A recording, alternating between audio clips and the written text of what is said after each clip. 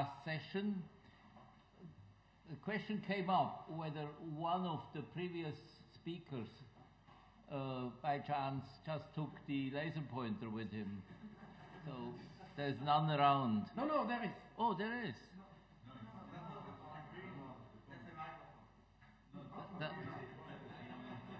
That's a combination of. Yeah. We can use this. Oh.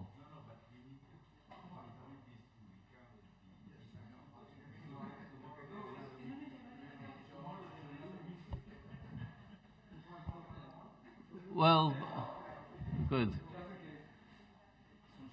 I'd like to introduce now Eugene Koonin,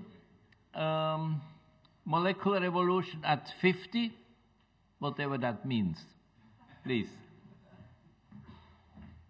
That means, I think, a highly productive age. or close by my reckoning to the median age of this audience, which means highly productive. So I think at the beginning of this final session of this meeting, it's particularly appropriate to thank Giorgio for organizing another fabulous conference. This is not the first one and not the second one for me to speak at, and they're getting increasingly fabulous. So keep up the good work, Giorgio. Let's give him a round of applause.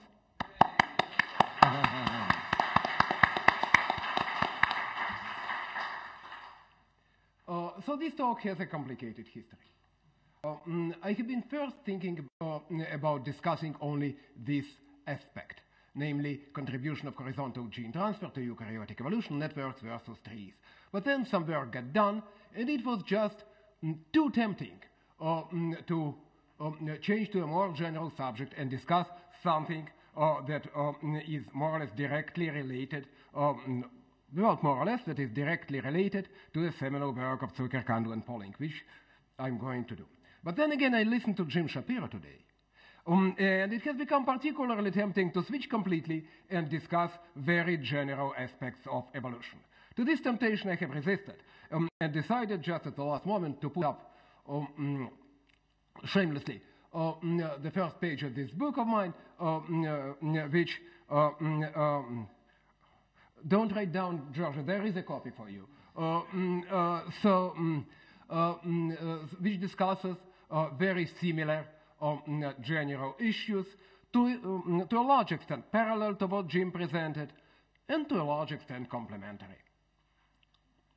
So, first of all, I want to, in the first 15 minutes of my talk, I want to discuss this model of universal pacemaker of genome evolution, which in one sentence will be a generalization of the molecular clock model. So we recall the seminal discovery of Zuckerkandl and Pauling exactly 50 years ago. Molecular clock, divergence between orthogonal sequences is proportional to time separating the species. Different genes evolve at specific, roughly constant rates. Of course, nothing is perfect. There is sampling error, and it can be large. So in practice, they are not really constant. But this is the principle. Each gene evolves at its specific rate. The corollary of the obvious corollary of this is that all individual gene trees are ultrametric up to a sampling error. That is, the distance from the tip to the root is the same for all genes. Or actually, the distance from the tip to each internal node, to be more precise. Most of the real phylogenetic trees that we actually build for specific genes don't look anything like ultrametric. They're a mess, most of them, unless, except for those that are built for very closely related species and the like. Typically, they're a mess, which in more polite terms means that molecular clock is substantially over-dispersed. That is over-dispersed beyond the expected, the sampling error expected under the assumption of a normal distribution. So this straight line would be perfect molecular clock. This dotted line is the expected molecular clock when you take into account measuring error, and we observe something like this, okay.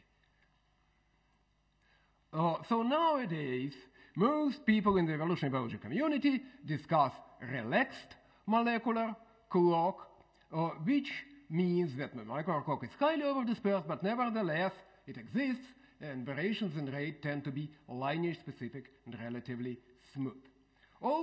As far as I know, all work on relaxed molecular clock was done with individual genes or concatenated alignments of groups of genes that are supposed to evolve as a single unit. Now, from the... Pardon? Sorry about that. Sorry about that. Don't pay attention.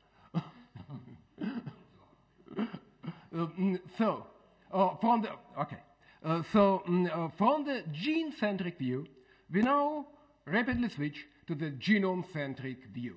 And in the genome-centric view, we can measure evolutionary rates for each individual gene.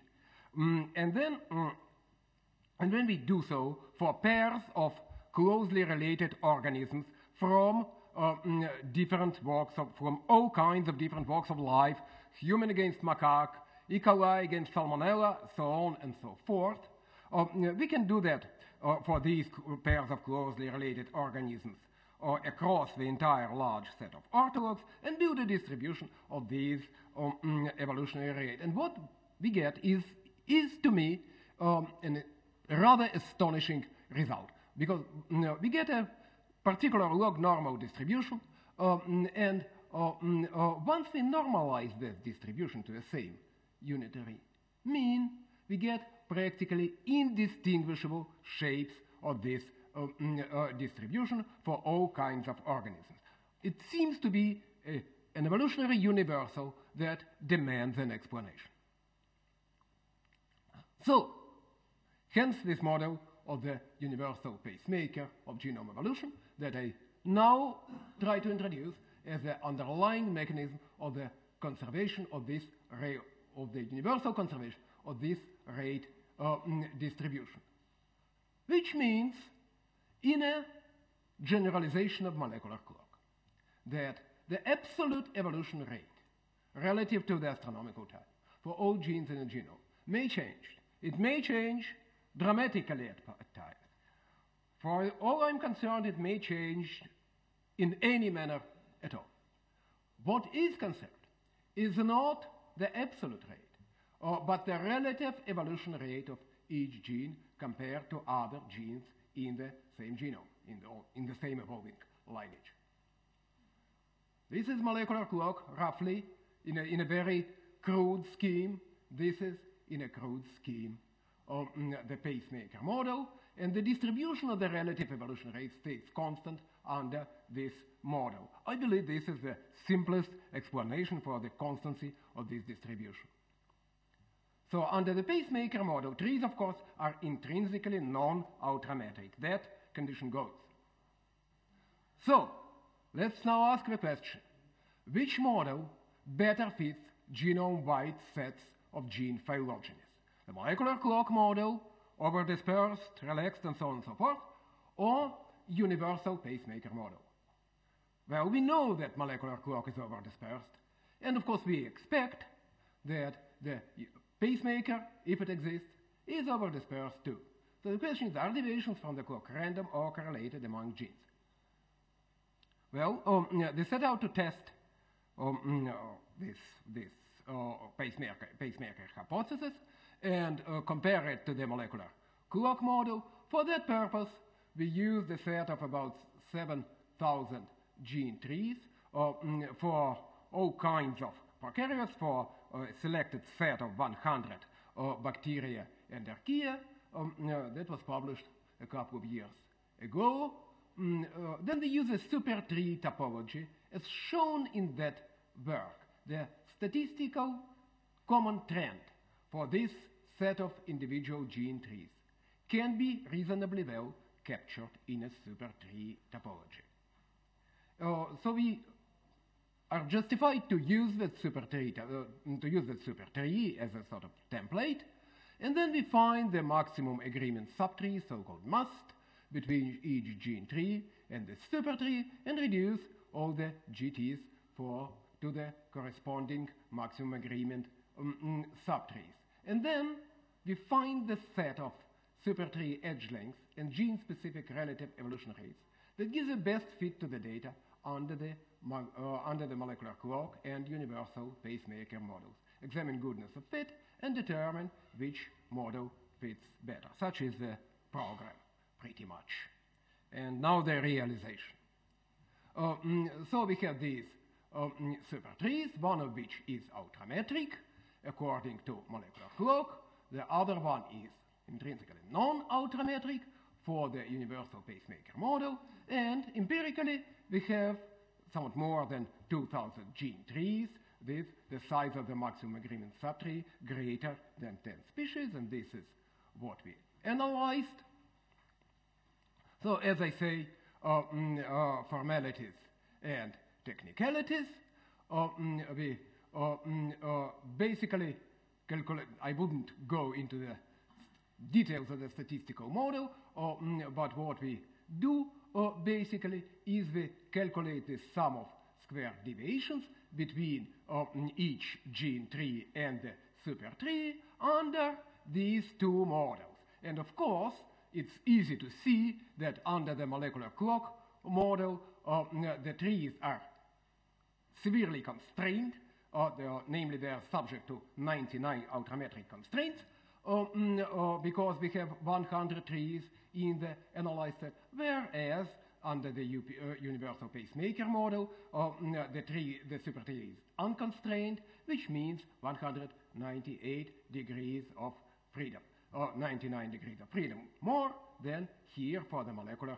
clock model. That, of course, needs to be taken into account, and this is quite easy to do using measures like Akaike information criteria to discriminate these models with different number of degrees of freedom by goodness of fit. So we do so, and what we see that in absolute terms by a small measure, as can be seen by a relatively small measure, as can be seen by this difference in the sum of square deviations, or by RMSD, root mean square deviation, whichever measure you would prefer. But in terms of the difference by Akaike information criteria, and in terms of the relative likelihood weight, think about this simply as a p-value, overwhelmingly statistically significant. The universal pacemaker model wins over the molecular clock model. So we can study several properties of this universal pacemaker model in relation to tree size, and which is the same essentially as gene conservation. And what we see is rather what we would expect, that for large trees, for nearly universal genes, the advantage of the universal pacemaker model over molecular clock is greater than for smaller trees, although not by a huge margin. And interestingly enough, for different functional classes of genes, it holds for each functional class of genes. We did not use gene ontology. We used, our own functional classification of higher granularity that I find to be more convenient for a variety of purpose. The observation is that it holds well for each functional class of genes with limited differences.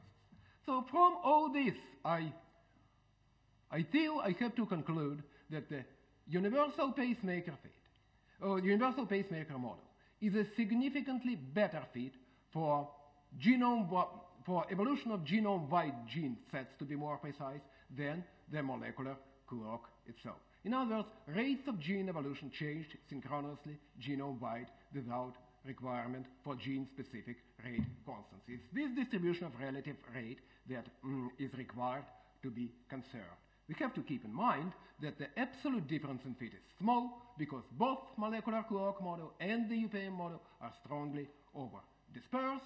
The advantage of the pacemaker over molecular clock is more pronounced for conserved common genes.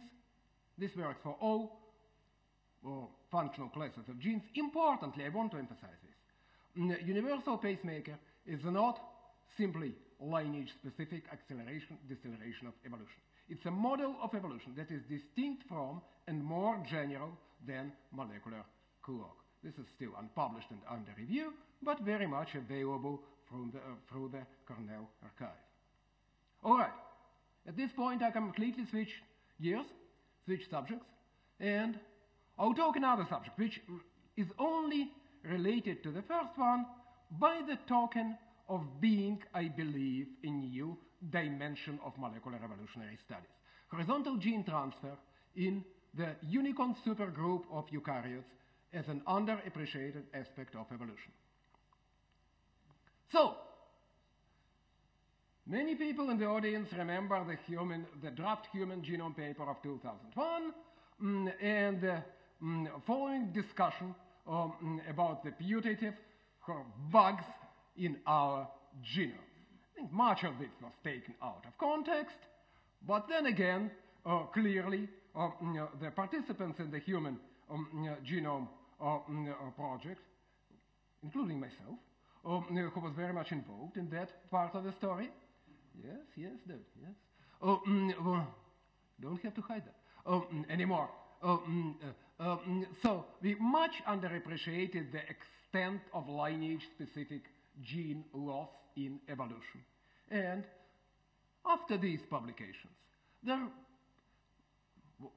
was a general consensus, I would say, in the evolutionary biology community, which persists to this day, that appearance of horizontal gene transfer beyond genes coming from endosymbionts in multicellular eukaryotes, especially in animals, is traditionally explained away by a combination of multiple gene loss, phylogenetic artifacts, and I probably should have added contamination, bacterial contamination. Well, but what can you do? Anecdotes keep popping up, and some of these seem pretty convincing. It includes more than one gene, and there is a biological interpretation of that. For instance, such as pathogenicity of these nematode parasites. And there are more. There are even statements about massive horizontal transfer in certain groups of animals. Certain very interesting groups of animals which I don't have any time to discuss. Well, and particular stories about adaptations. We have heard much that adaptations are not really all that important in evolution. And true, the background is different, but some of them still are important, and they seem to come sometimes by these roots. And there have been some more systematic efforts to detect likely horizontal gene transfer, in particular this solid work from Tony Gabaldon's group in Barcelona that appeared rather recently. So, well, on top of that, we know that the extensive horizontal gene transfer from bacteria to multicellular eukaryotes does occur. Certainly, there are thousands of genes coming from endosymbiotic organelles relatively late in evolution, at least in qualitative terms, in particular as detected by this brilliant plant genome analysis by Bill Martin and others. Question is, the big question as I see it, what about multicellular organisms like us, like animals, without ancient stable endosymbionts? So we decided to test this using this. This is I think the best available representation of the eukaryotic tree, these 5 supergroups, and this is the Unikonts supergroup, as for parochial reasons, is probably most interesting to us because we are somewhere here, and there are no endosymbiosis, as far as we know, at the stem of this group. There are some, say, in insects, but not here, not very ancient. So this is interesting to test horizontal transfer here for both practical and fundamental reasons. So we devised a certain computational pipeline that I will not discuss in all detail, but basically what I'm just trying to impress on you is that we're trying very hard to avoid all these sources of error, to eliminate contamination by studying various characteristics, by checking the contigs, of course, or looking at the intron content in the candidate genes, looking at the neighboring genes, all sorts of things to avoid this kind of artifact, and to avoid phylogenetic, or to avoid gene loss artifact by sampling broadly which is now fortunately possible. It was not possible in 2001, but it's possible now, and to avoid phylogenetic artifacts to the extent possible. These are the hardest, but we still try to avoid these by performing statistical tests on phylogenies and conservatively discarding everything that does not pass those tests. So what do we find? This is the phylogenetic, more or less, I would say, accepted phylogenetic tree of the Unikonts supergroup, and we find a good number of likely horizontal gene transfers from prokaryotes. Now, these two groups, this is sort of operational definition, but it's rather important. This group 1 are those genes for which, however hard we try, we cannot find reliable homologs in eukaryotes outside the Unikont group, outside a particular group of Unikonts, a particular subset or all Unikonts. And group 2 are those where we find genes in other groups of eukaryotes, plants or various protists, but the phylogenetic tests still indicate that in Unikonts these genes come from a prokaryotic source. So basically, sorry, not a particularly good slide, but it does the job, I think, by showing that the amount we detect here is indeed substantial, at least for some groups. For instance, in all the clusters of orthologs in fungi, about 17% have one of these conservatively estimated horizontal gene transfer. Now, it's much less in animals. There aren't many bugs in our genomes, and I don't suppose that any of those that are got there very recently, but still about 5% of the clusters of orthologs in metazoa have at least one detectable horizontal gene transfer. Altogether, more than 10% of the conserved Unikont genes. No, Peter, no small deal. About the sources of these putative transfers, most predictably come from bacteria, but if you do come from archaeid viruses. Interestingly enough, for different lineages of the Unikonts, the preferred sources of the horizontally transferred genes, the preferred bacterial taxa, are different. For instance, there is a very large contribution, apparent contribution from actinobacteria in fungi, which I think makes certain ecological sense. So the biological functions of the horizontally transferred genes, again, we use these COG functional categories, and this comes out rather interesting. First of all, the overwhelming majority are various kinds of enzymes. Many of them are quite poorly characterized. That is, we can predict some kind of activity, protease, hydrolase, that sort of thing, but no more. Those that are characterized mostly belong to sugar and amino acid metabolism. Quite interestingly, the intron content of these genes, a very coherent, very systematic picture. You see almost the same intron density as the overall density in the respective lineages, just not quite, just a little less, a little lower density of introns, suggesting that these genes have, after the inferred transfer, have accumulated introns pretty much to the density characteristic of the respective organisms, but not quite. The process may be still going slowly. This is fully compatible with what, in a collaboration with Bill Martin, we detected in chloroplast transfer genes in plants. So I'm just now very quickly, before concluding, I'll just very quickly will go through the several examples just to give a flavor of what is going on. So in red here are shown those branches for which they infer transfer. And for instance, in a case like this, you have these multiple apparent transfers in different groups of Unikonts, and they're embedded within largely bacterial clusters, and the plants and other eukaryotes are in different parts of the tree. Very similar patterns seen here. It is typical that then, so to speak, then it rains, it pours. Then we detect one transfer in in a cluster of orthologs, we are more likely than not to detect additional multiple transfers. So we see that same kind of pattern for many of these clusters.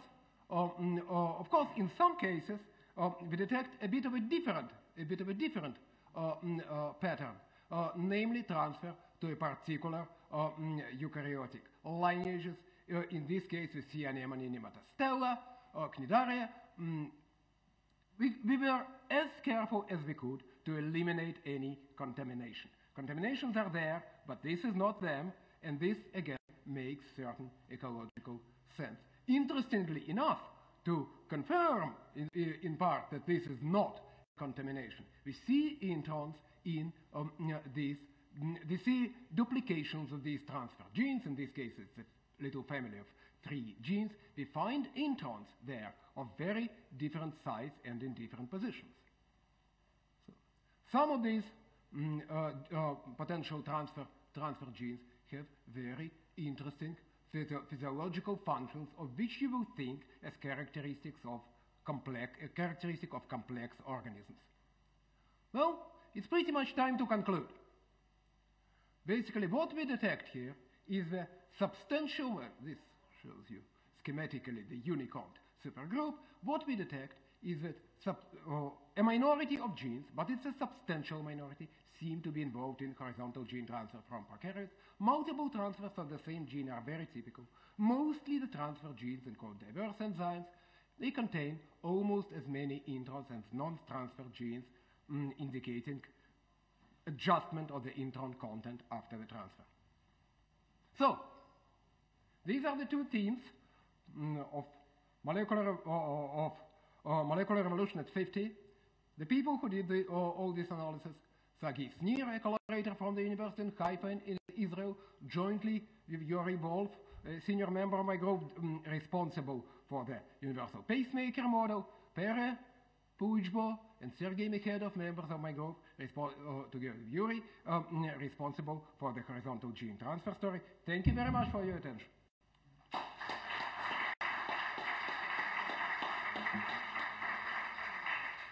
Well, thank you for the presentation. I open the discussion. Yes, please.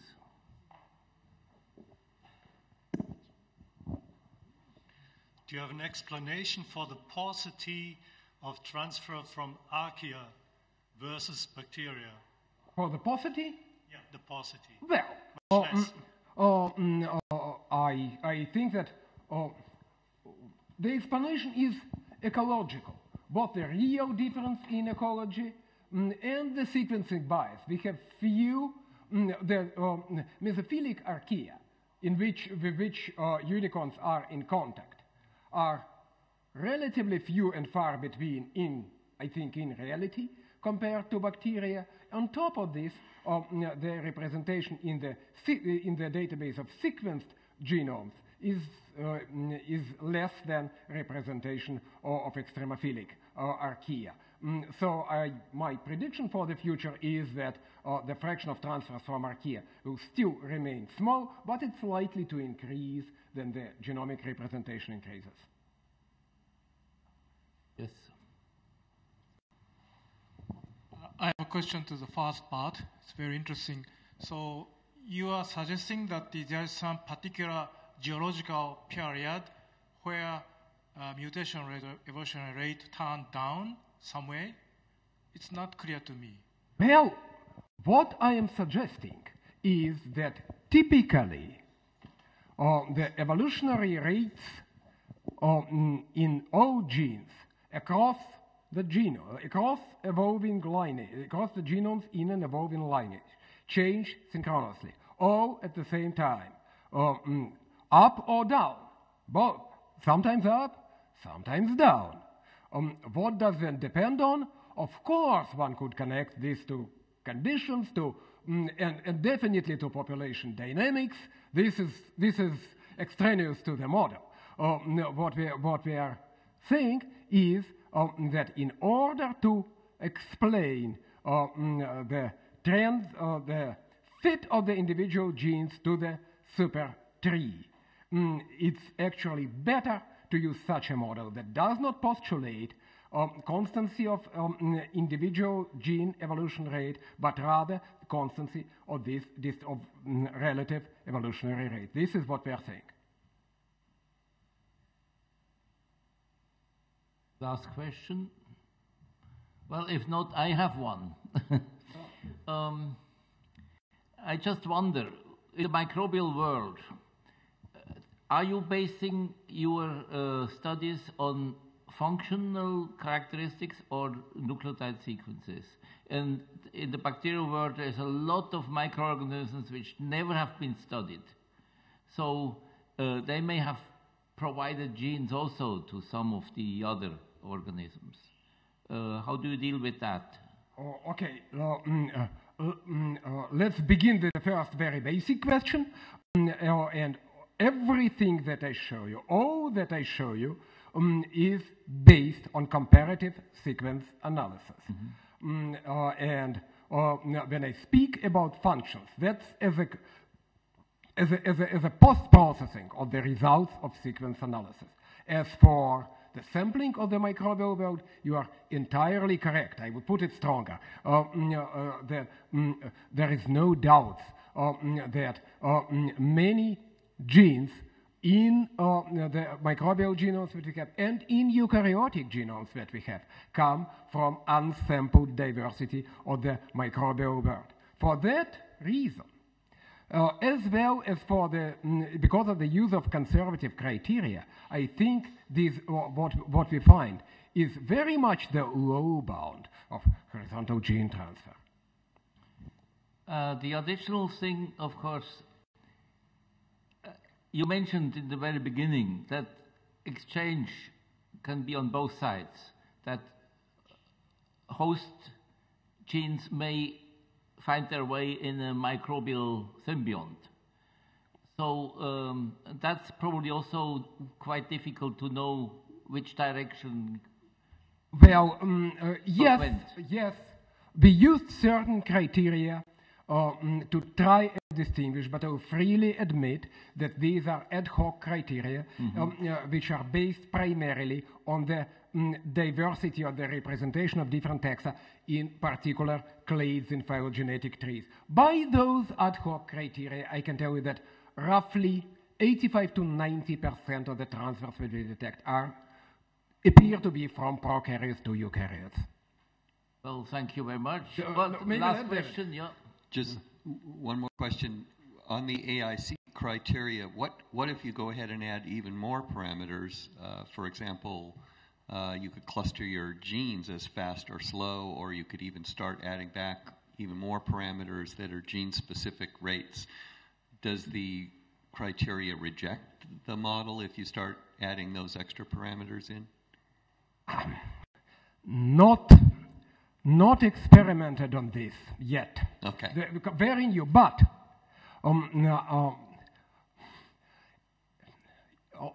everything that can be broken will break, and everything that cannot be broken will break too. So at some point, it will break. But I think that the margin of reliability here is very high. We can easily add as many parameters, nothing happens. If we add several times more, then okay.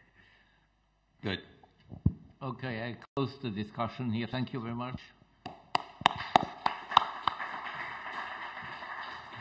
I'm pleased that Marc van Montagu is here. A few times in this meeting, plants were dealt with, but probably not sufficiently. So, Marc, please, can you fill that gap which we left open? Thank you. And thank Giorgio for making it possible to be at this very nice meeting, and especially since he put me in the session that he called the session of the future. So 14 years emeritus is good to be in a session of the future. Thank you. The title is maybe a bit awkward, but you will understand rapidly. Shall I try to see if I... Yes, it works. In evolution, I will mostly talk about the angiosperms, the flowering plants, because they are so important for us, and that will be a lead to the second part of the talk. And we realize, and already Darwin realized, that suddenly, rather recently, there was an enormous diversity of these angiosperms, and well, for us they are important not only for aesthetic reasons, but they are really basic for food and feed and for all our life on Earth, and that's what gives one of the problems. It doesn't work.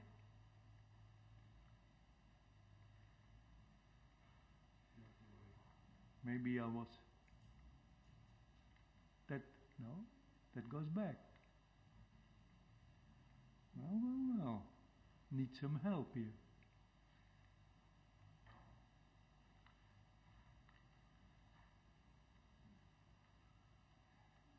Should I cry louder for help? Yes, well, maybe it's not so important. Just to say that for plants, indeed, the last 10 years, the sequence data that came up are really showing that a lot of evolutionary explanations is coming up. Now we cannot get rid of him, so maybe battery is a bit low at the end of the meeting of this pointer. It help. This not forward. This one. Okay, thank you. So that's a rather recent 2012 view on evolution in plants. So we started 1.5 billion years ago, and our angiosperms are here at the level of the flowering plants are at 150 million years. It's interesting that all the aspects that are so crucial for the development of plants to see when they started occurring, from the cellulose synthase with the 6 subunits goes on, the auxin biosynthesis genes, and the matchbox, each time where in evolution they came on, and they have been used and then build up the whole functional system as we know it here. Okay. The number of sequences that are known is increasing rapidly. So the Arabidopsis sequence was in 2000. Now we are already close to the 70, 80 sequences that are coming. And that helps us then to really place everything. I choose this as tribute to Beijing Genomics Institute, because they really made it possible by some years ago buying 180 Illumina machines at $750,000 a piece. And so in Shenzhen they have 4,000 people working, and at the moment their output is about 150 human genomes a day.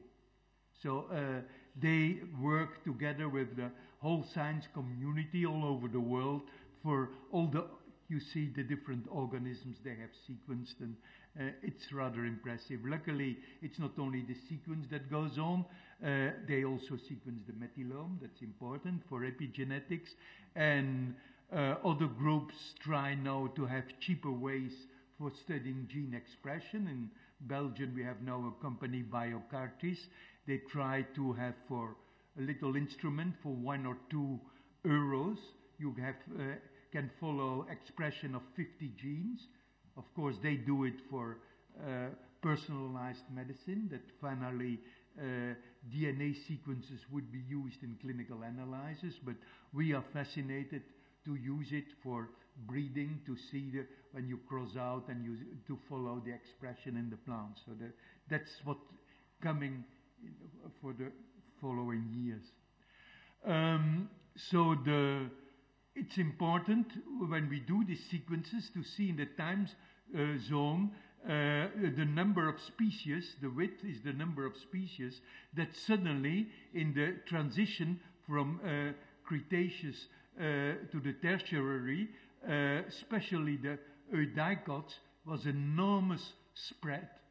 And that's what that's for Jim Shapiro, what Darwin called an abominable mystery, because indeed point mutations wouldn't work with the classical concept of selection. What was going on here and why that?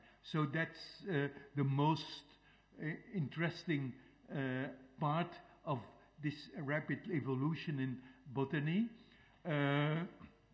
In our group in Ghent, we have Yvan de Peer, who is studying it, and he could, maybe I go back here, show that there was in around Triassic, Jurassic, there was a first doubling of genomes. Actually, it was not a doubling. Well, it was a doubling. There's under stress conditions, probably. Then a fusion, so that the cells became hexaploic, and then they went back to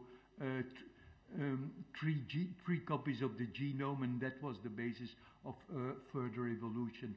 Then there were, and you can find it back if you do some of the first plants that were sequenced: Arabidopsis, papaya, poplar, vitis, vinestock, and rice. And you can see here the back again, the triploid and the triploid base. In vitis, it remained. And then you can see the synteny there is, and at many places that's the order of the chromosomes clockwise, and you can follow how these evolutions went on. At the same time, when you analyze in detail this genome structure, sometimes it's spread over chromosomes that on other places they were together, like in the case from vitis, where there has now been further duplication.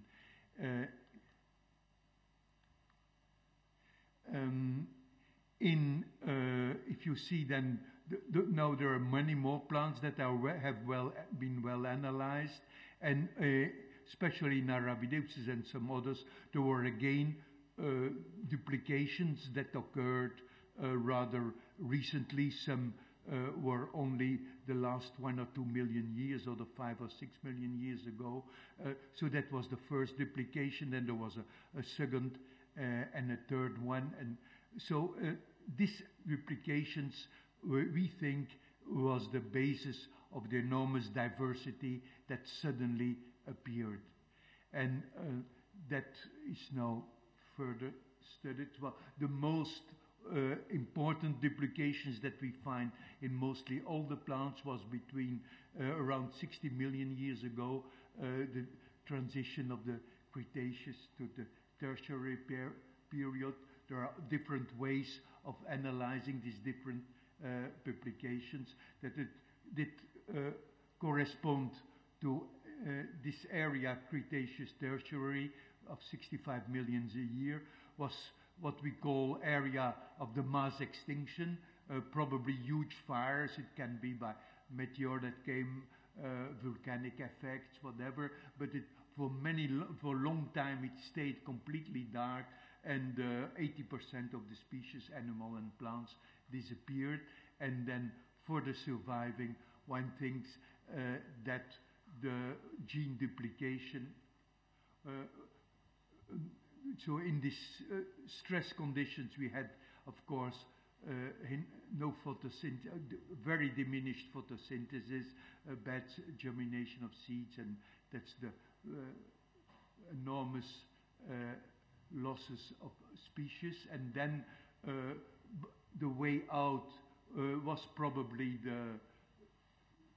the remodeling, not only the epigenetic remodeling, but also the whole genome doubling, and then a rapid loss of the sequences that were not used, and then come back to a smaller genome.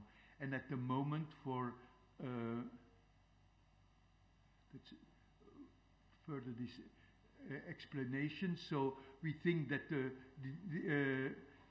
the further loss of gene sequences was, but at first the diploid state formed was the basis of the survivor. We find traces about at the moment that are molecular not well explained, like we call hybrid vigor, when different genomes come together of when we have higher polyploidy. And at the moment in plant molecular biology and evolutionary aspects of it, one is mostly studying, and here you have an overview in Annals of Botany from this year, on invasiveness of species, and one see how important alloploidy or autoploidy is for species to overcome the different stresses and to invade territory of the other organisms. And these mechanisms are now very well studied. It goes from leaf size, the root development, the adaptation to the new environment, and most of all, what is not yet studied but will be possible to study, the metagenomics, because all plants can survive, develop, and work only in a good ecological system. And at the moment, very few is known about the microorganisms that are fully in symbiosis with these plants.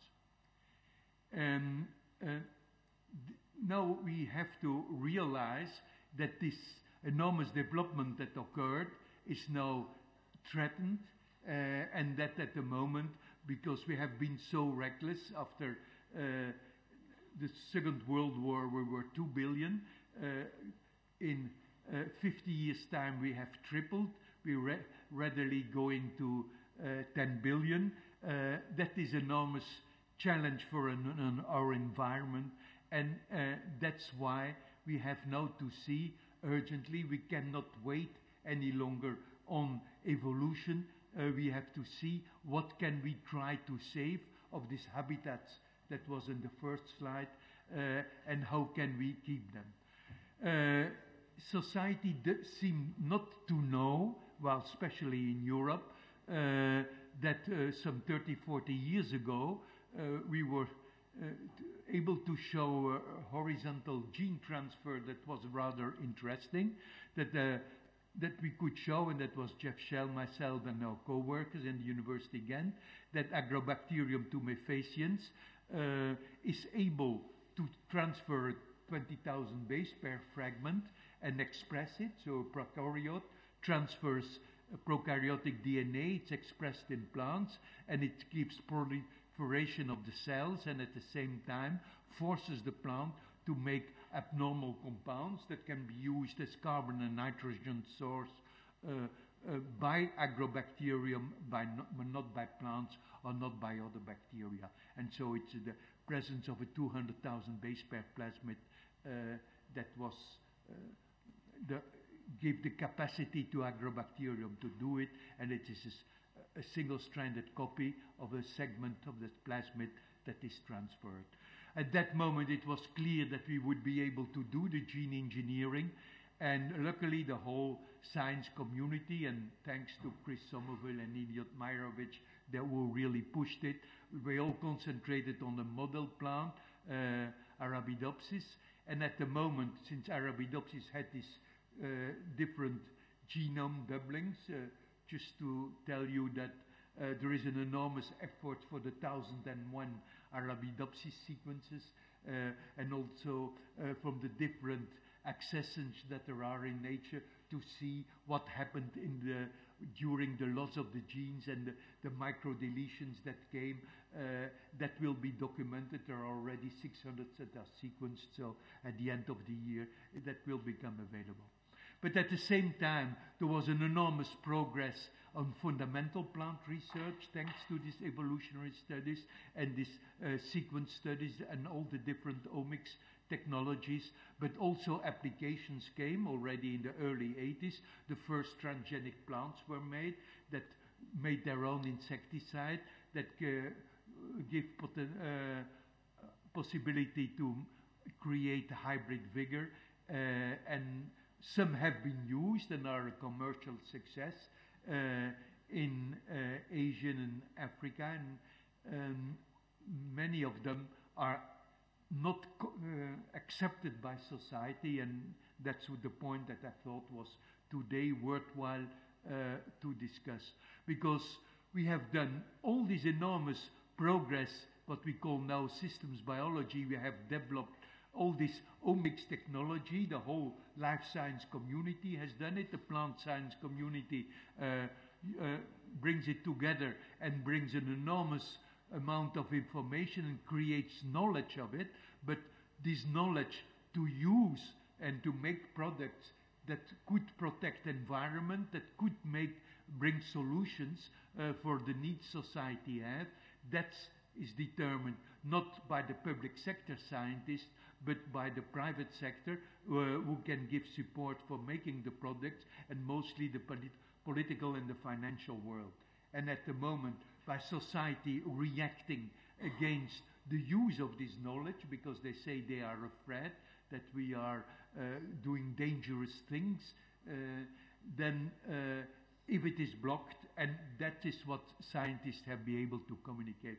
And since many of you didn't follow agriculture, there was severe fears of famine in the 60s already, till the Green Revolution came along, that there were some plant breeders that could make dwarf varieties, and Norman Borlaug got the Nobel Prize for Peace for being pioneering and highlighting the importance of plant breeding.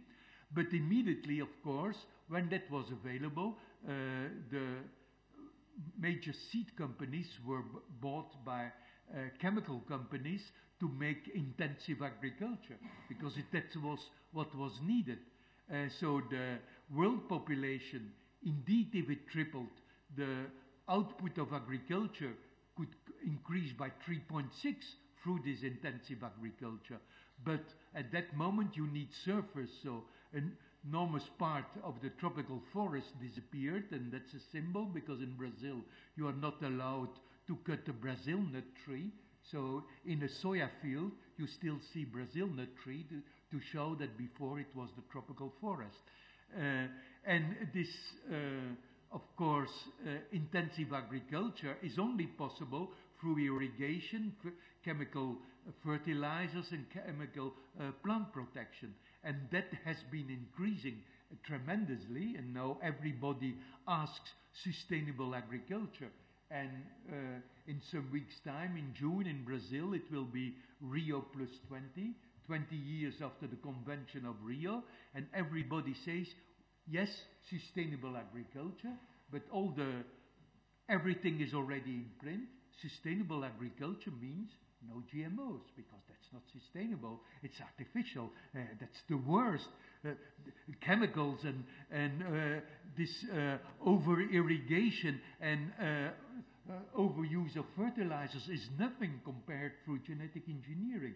Genomes are sacred. They are there since always. The concept of eugenicism is still flying around in many, many people's brain. And at the moment, if you talk that forests disappear, Malaysia will say, no, 80% is still forest, because it's no longer the tropical forest.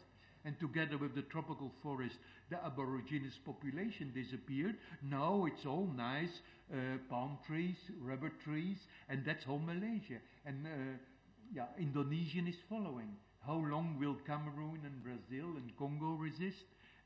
That's an enormous society responsibility.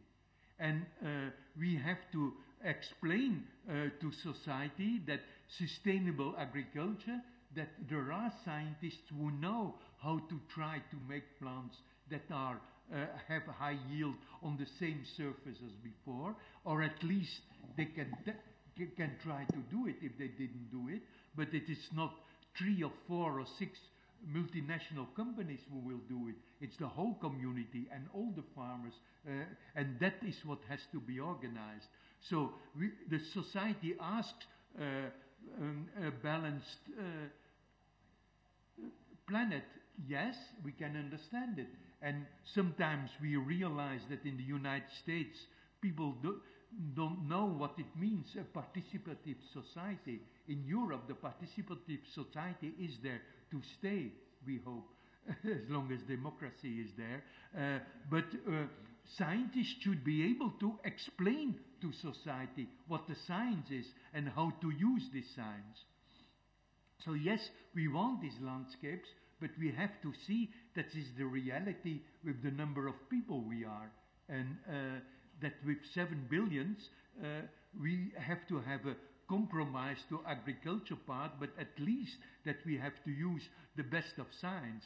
And at the moment, society should realize that these GM crops have been used intensively under 160 million hectares, and that never any adverse effect was seen. While at the same time, if you would list the number of food poisonings that were there on people and animals who died from aflatoxin and or other fucotoxins and other fungal infections after the plants were damaged by insects. In the environment, we have a long list of beneficial aspects that we can see and no alarming scenario.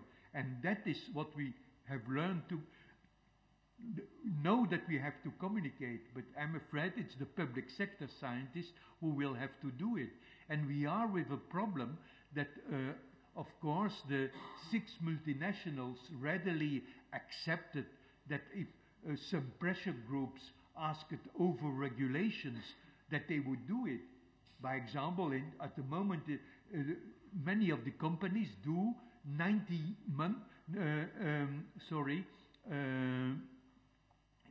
days feeding tests with rats on GM. Everybody knows that they are not dangerous. They also know that but just to please society. But again, it adds to the costs. And in the future, and at the moment, there is movement in Europe where people say, yes, the multinationals do feeding tests, but we cannot trust them. It's society who has to do that. So from now on, everybody and every laboratory who works with GMs will first have to do 90 days feeding tests with rats to show that they are not dangerous. That's the way situations are going if we don't react. I played guilty. I did 20, 30 years ago. I also didn't react. I couldn't realize that society would be like that. I was a bit naive, but now we know it very well, and we can no longer be naive about that. And so we will only progress if small, medium enterprises and also the third world can make their own GMs, can develop the crops they need for their type of agriculture instead of the large-scale industrial agriculture. We need both, but it's a political balance that we have tried to do, and at least we have to progress there. And society will only accept if they see something beneficial, good products. You cannot take away the cell phone of somebody by telling them it's dangerous for your brain. No, we say, yes, but I need my cell phone. At the moment, with the GM crops, the crops that are made are rather limited. And if everybody could make his own, what technically possible and doesn't cost, at that moment we would progress. But society said it thinks it's dangerous. I think in this meeting, and Jim told us enough, how the world is a big genetic laboratory, and that all this evolution was there to major reshuffling of domains and big groups, and that what we are doing is a little thing compared to all what has happened in nature. But that we have to communicate. In this meeting on evolution, we have to see how can we talk to society and to communicate that. A little digression still on the hybrid vigor. At the moment, all the major seed companies use hybrid vigor because these plants, the seeds, are not used again. You have to buy back to the seed company. But everybody in Europe is convinced that GMOs make sterile plants, and that is a real plot against the poor farmers, so that they will buy again from the seed companies, and that all the scientists are paid by big companies to really convince the world that that's what we need. So we have to realize, and unfortunately molecular biology of hybrid vigor is not ready yet, but it is fascinating. It was what saved the economy of the United States under Roosevelt, that indeed Pioneer Company started hybrid corn, and at the moment hybrid sorghum and so many other crops, even hybrid rice, is the success of agriculture. And that is what now we have to explain to society and see that it can be used not only by the seed companies, but more by the different communities that work on it.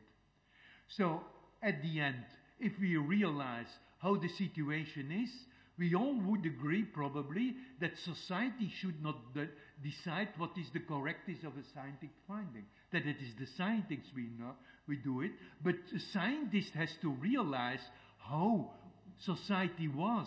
And is our dear friend Kay Murish, Nobel Prize in Chemistry, believes in UFOs and space visitors.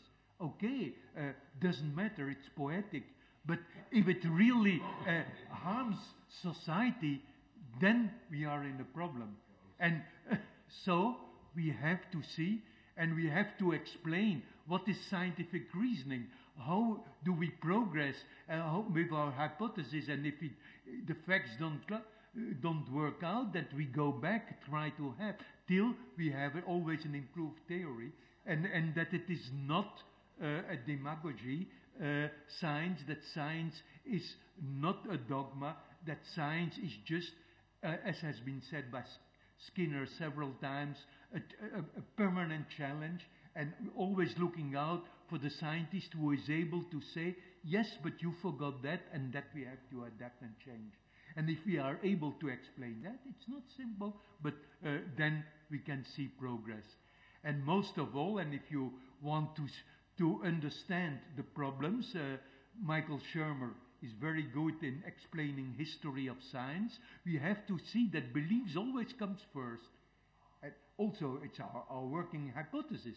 But then we control it. But in society, very often, we just then go, with other beliefs, we enforce our first. And then we are, of course, in cognitive trouble. That's the task we all have to do here, and also spread at home in your institutes, that we take up the defense of science.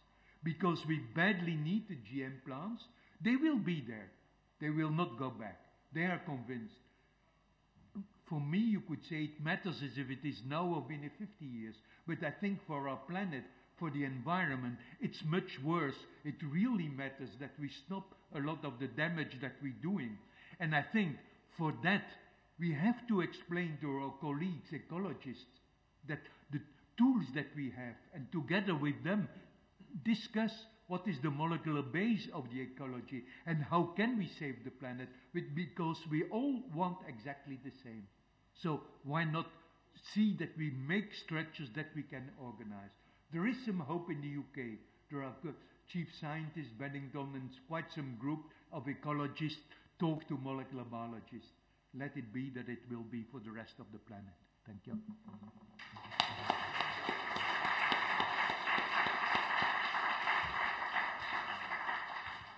Well, thank you, Marc, for your critical words on the difficulties we encounter to overcome the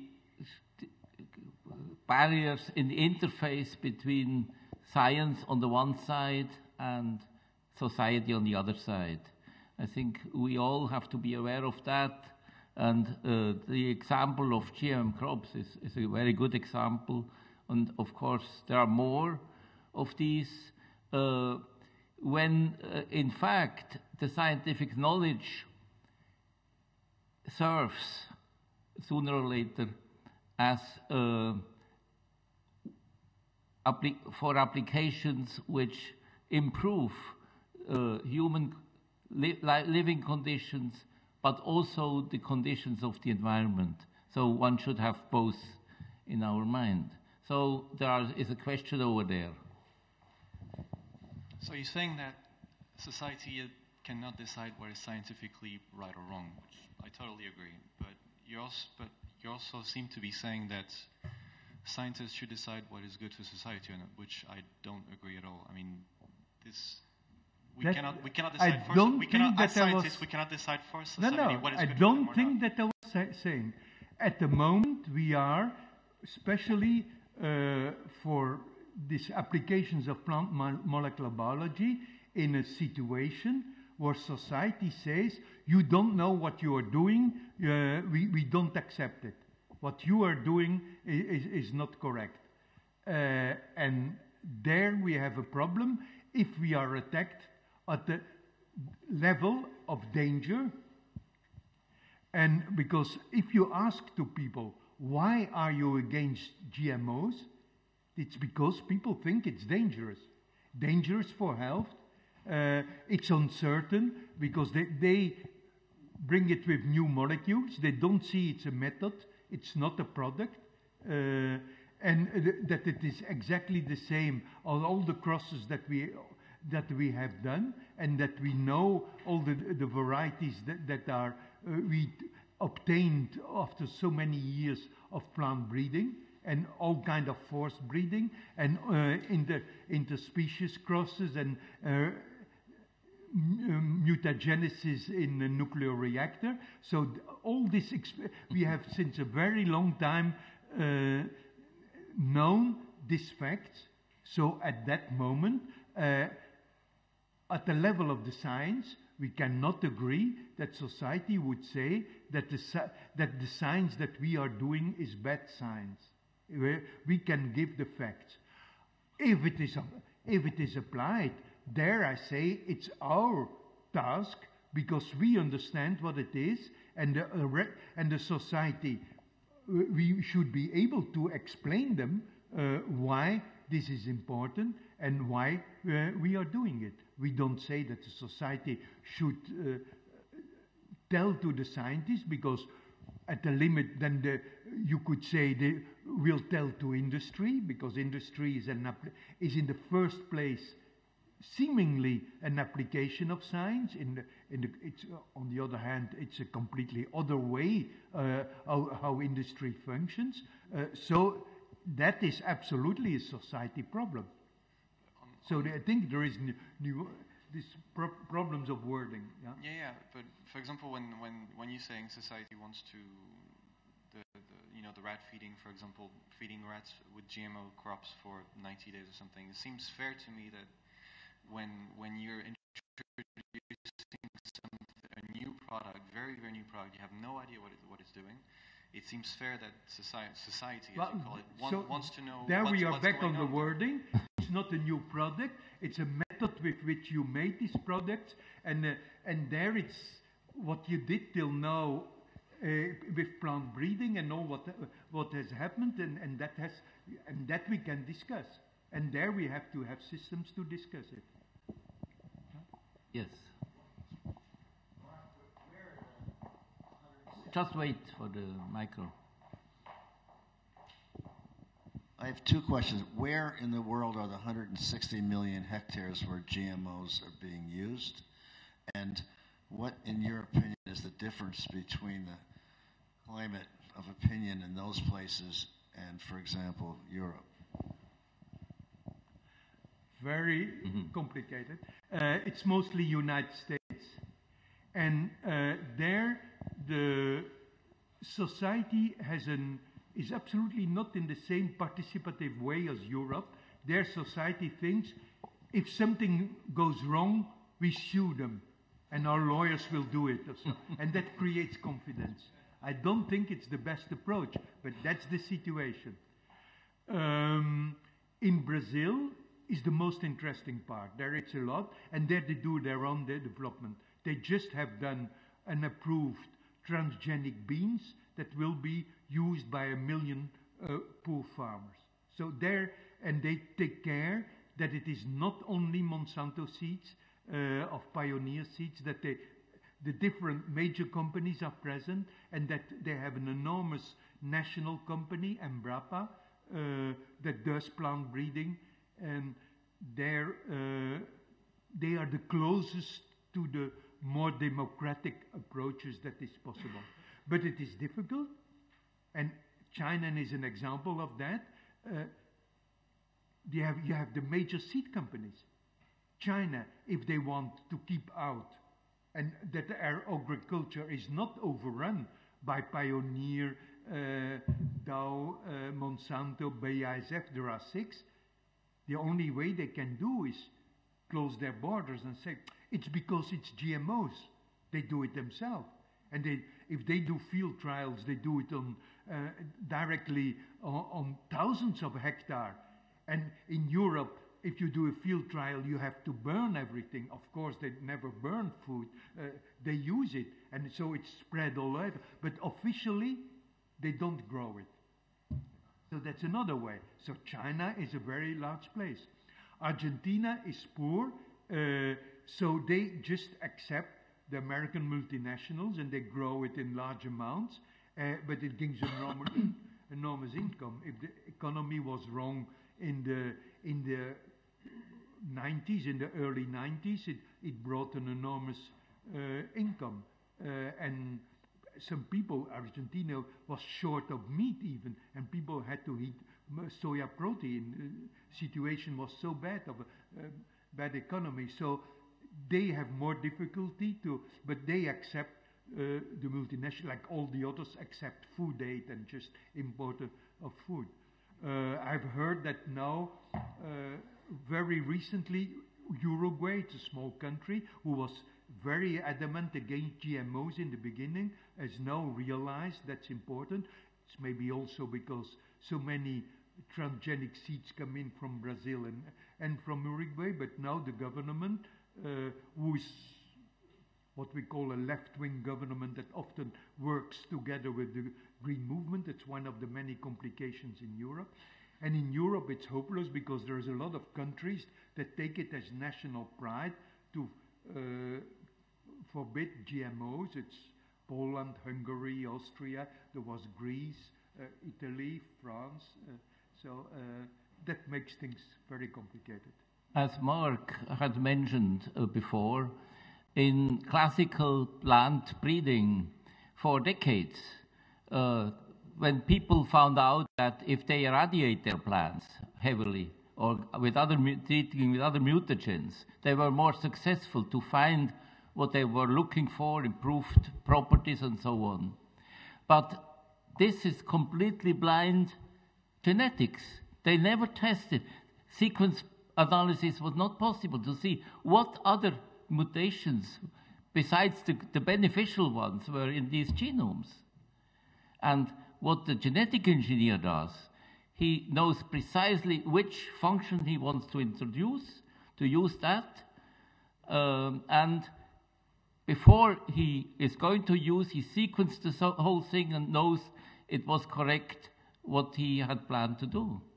So it is but we have big difficulties to accept that by the populations. They have a hard time. They just believe the method as such is not acceptable. Other questions? Yes. I have a question about genome duplications in plants. You clearly showed that about 65 million years ago, at the KT boundary, there are many genome duplications. But you suggested maybe these duplicates were advantageous. I'm not sure, because if so, we should have much more number of duplication events in the plant history.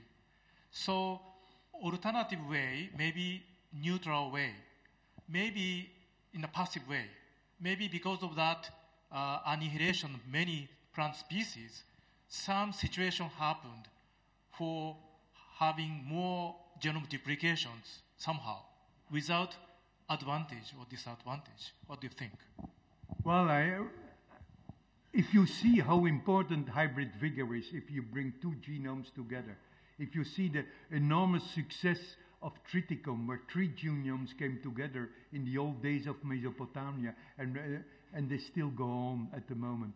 Many cases, I think it's natural that if they can do the same success by losing DNA but keeping what they essentially need, that this happens in evolution. And the fact that you see also, that was this annual review of botany of 2012 that I showed, that so many invasive species also have a high haploidy. And if you see that also high haploidy is often linked to more stomata for photosynthesis, uptaking of CO2, of course you can lose water also in that way, but that the leaves are bigger. There are a lot of traits that goes together. A plant breeder directly knows that if something is a diploid, because phenotypes, there's so many phenotypes that change.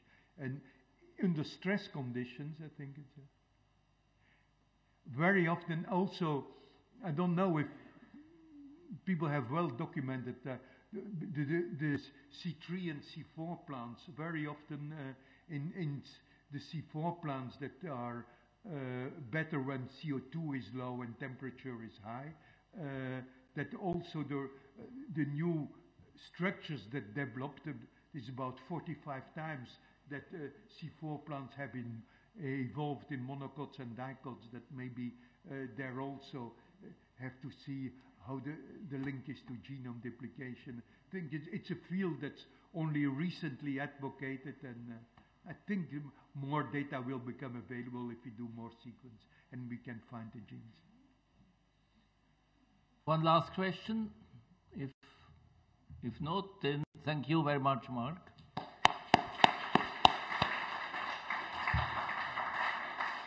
I'm very pleased to introduce Ham Smith, and we will stay in the field of directed evolution. He doesn't want to add genes, but to delete genes, I think, to find out what is needed for life, and this has a philosophical background. I'd like to start out by thanking Giorgio for inviting me to this excellent meeting. I've had a chance to renew acquaintances with a number of former colleagues, and it's been a great time to visit Venice with my wife. So anyway, thank you. So I'm going to talk about evolution in reverse. I'm taking a natural organism that's well adapted for its environmental niche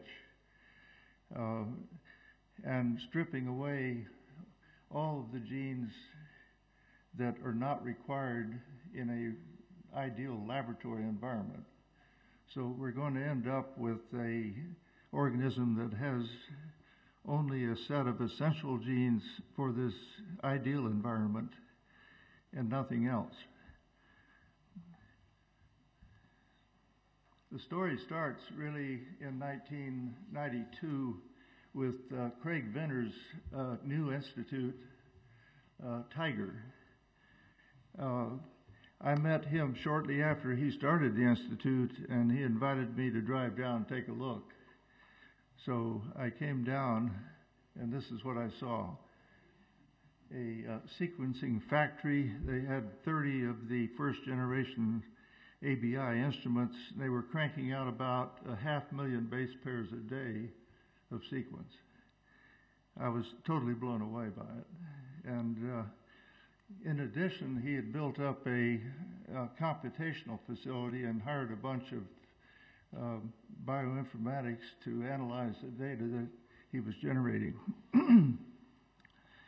At that time, he was doing high throughput sequencing of human cDNAs and identifying literally thousands of human genes.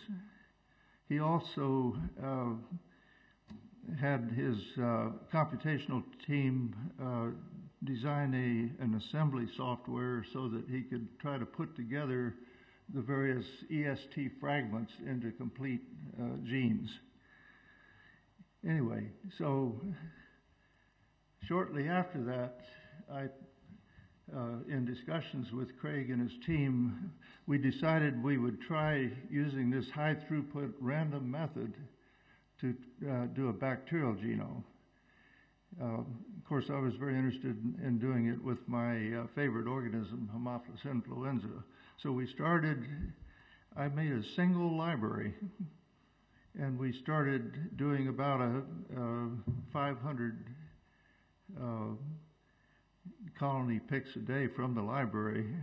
And over a period of about 4 months, we accumulated enough sequence to assemble the genome.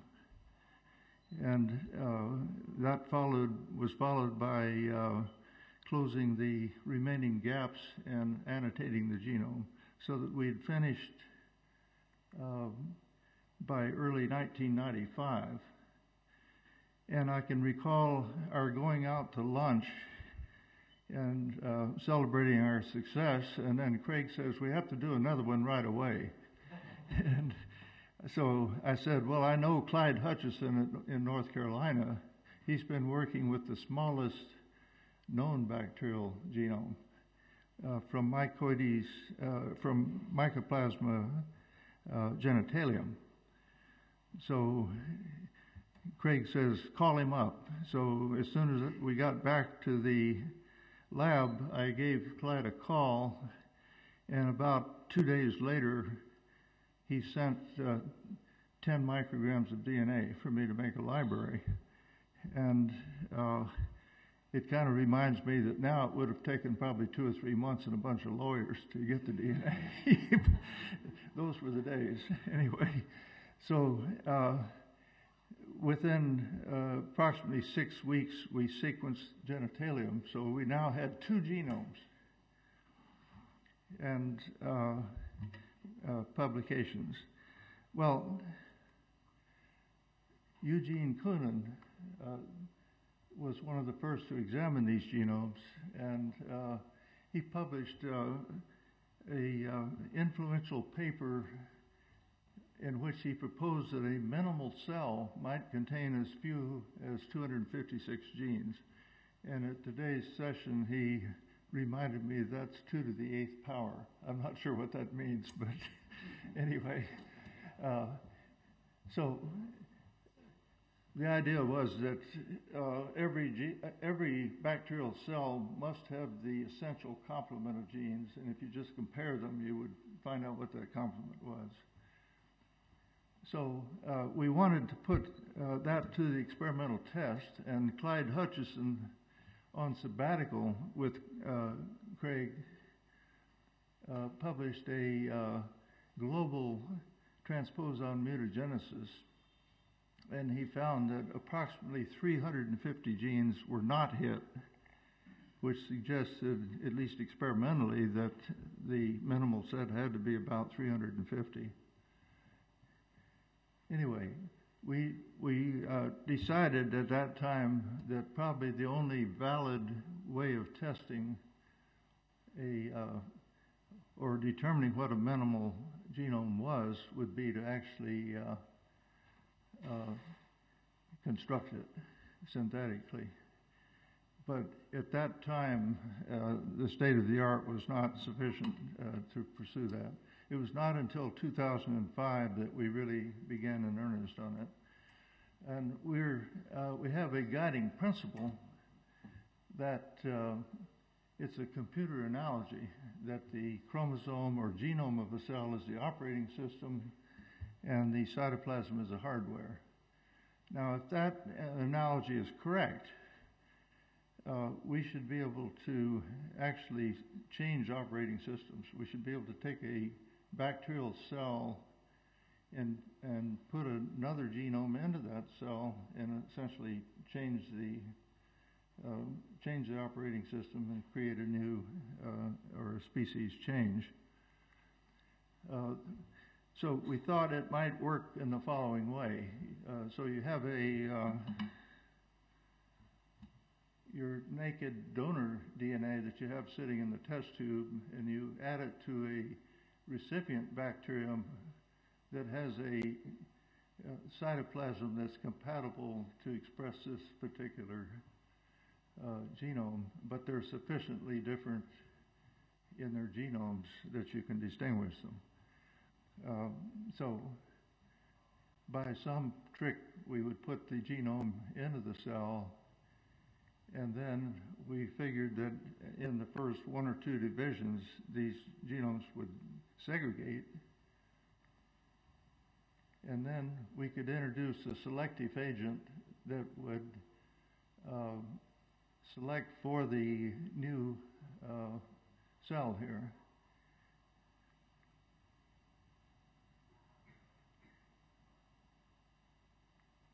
Oops, it jumped. Anyway, all right, I'm not going to go back, but by selecting with the antibiotic, we would end up just with a culture of the what we call a transplanted cell. So we wanted to do that experimentally.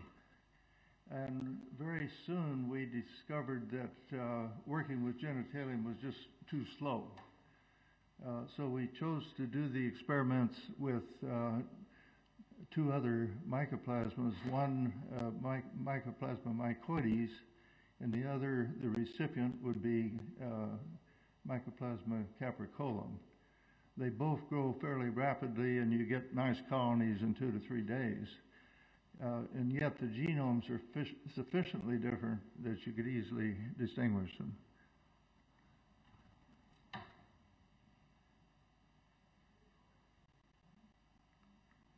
Okay, so the transplantation procedure is fairly straightforward. It took about 6 months to work this out.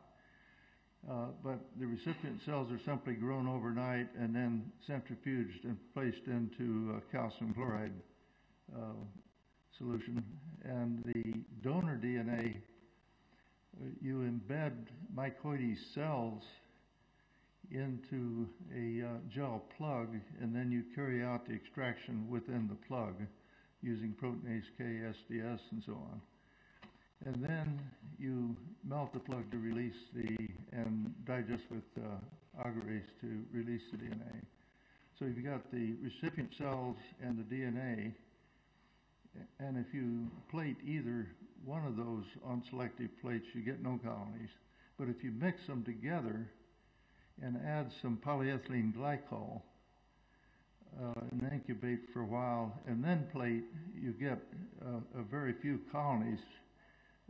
Approximately 200 in the typical experiment, 200 of the blue TET-resistant so-called transplant colonies. And analysis showed that they were indeed apparently transplants because there were no remaining remnants of the recipient cell. So what we think is happening there is that the blue donor genome goes into a red recipient cell, and then over a few divisions, you begin to replace all the red material with the blue material that's specified by the donor genome. And after about 20 generations, you have nothing but a completely transplanted, transformed cell. So that's a very crucial result if we're going to build a synthetic cell, because synthetic genome, because we have to have some way to get from the test tube into a living cell. Okay, so at the same time, we were developing methods to synthesize the entire genitalium genome. The idea was simply to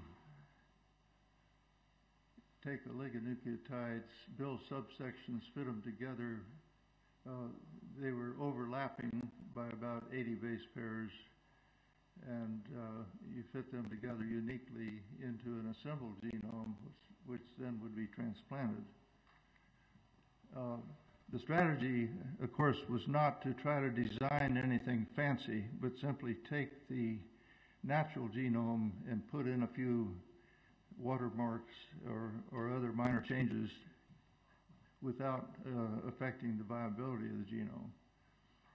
And very soon we decided that we would simply order from a company the 5 or 6 kb initial pieces, because the challenge was to fit all those into a large genome, not to make the small pieces. So we had this strategy of simply taking the 101 starting fragments, which were all sequence verified, do them 4 at a time, and then 2 at a time, and then 3 at a time, and then 2 at a time to get quarter molecules. This is all done in the test tube. And then we found we couldn't go beyond that simply in vitro, so we turned to yeast to make the final assembly and propagate the genome in yeast. I'm going to skip over this. This is just the methods we use to join the pieces together. Essentially, it's you chew back in the overlaps, you anneal and repair. It's very efficient. And the assemblies were all propagated in coli. So we got up to quarter molecules, and we were kind of stuck until one of our postdocs decided that she would try to put them together in yeast. So she took the 4 quarter molecules, she cleaved one of them uniquely, and made a cloning yeast vector with overlaps to the cut site here. So there were 6 pieces, and she simply added those to yeast spheroplasts in the presence of polyethylene glycol, and she got about 20% of the colonies had complete assemblies of the genome.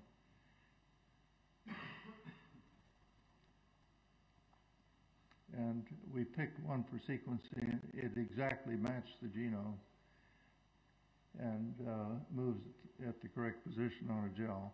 So after we spent about almost 2 years doing that, developing the methods, we thought, well, if yeast can put together 6 pieces, why not more? So we went back to the initial 25 assemblies and fed those to yeast, and they all came together. Again, we got about 10% assemblies. So we could have saved a great deal of time. And at the same time, Dan Gibson, who had worked up the in vitro methods, discovered that we could do a very simple 15-minute assembly using a cocktail of enzymes incubated at 50 degrees for 15 minutes. Everything comes together in a circle. So with those new methods, we thought that we could probably do another synthesis very quickly. All right, so we knew how to build a genome, and we knew how to transplant it to bring it to life. So the idea now was to essentially to make a synthetic cell. And since our genome was going to end up being propagated in yeast, we needed to be able to transplant out of yeast. And we very quickly realized this was not going to work unless we did something, because the methylation of the organism, of the genome, was removed as it grew in yeast, so it was subject to restriction by the recipient. And we got no clones initially. But we then, so what we had to do was to now go to mycoides in yeast to see how we could overcome this problem. And we put a yeast vector into the genome and cloned it in yeast. And then this is what we thought was happening when we tried to transplant that genome. The original transplant worked because in the natural bacterial environments, they shared a common restriction system that protected. So we solved that problem by two different ways. One was to make a restriction minus recipient, and the other was to do an in vitro methylation. Both of these worked. We're currently using a restriction minus recipient. So another thing that we did at that stage was to engineer the mycoides genome while it resided in yeast. And to test our ability to do that, we replaced one of the restriction genes by a cassette that was selectable, and then we cleanly removed the cassette by inducing this restriction system, producing a cut here which catalyzes a recombination in these homologous regions, so that you end up with a clean, seamless or scarless removal of the gene. And we then transplanted that and showed that it was still viable. So we had created in yeast a cell or a genome that did not exist anywhere in nature. We modified it in yeast, and then we brought it to life. And that finally convinced some of the disbelievers that we were actually transplanting genomes. This also gave us a means to begin reducing the genome because we could now reiteratively engineer and remove pieces from the genome, bring it back to life by transplantation, and then remove more, and so on in a cycle. And that's a strategy that we're actually using. I'll describe in a minute. Okay, so we had a synthetic genitalium that we're not going to use, and we have ability to transplant mycoides. So it was clear about in November of 2009 that we were going to have to synthesize mycoides. So I can vividly remember Craig coming into my office and saying, if we order 1,100 1 kb pieces, how long would it take you to put it together?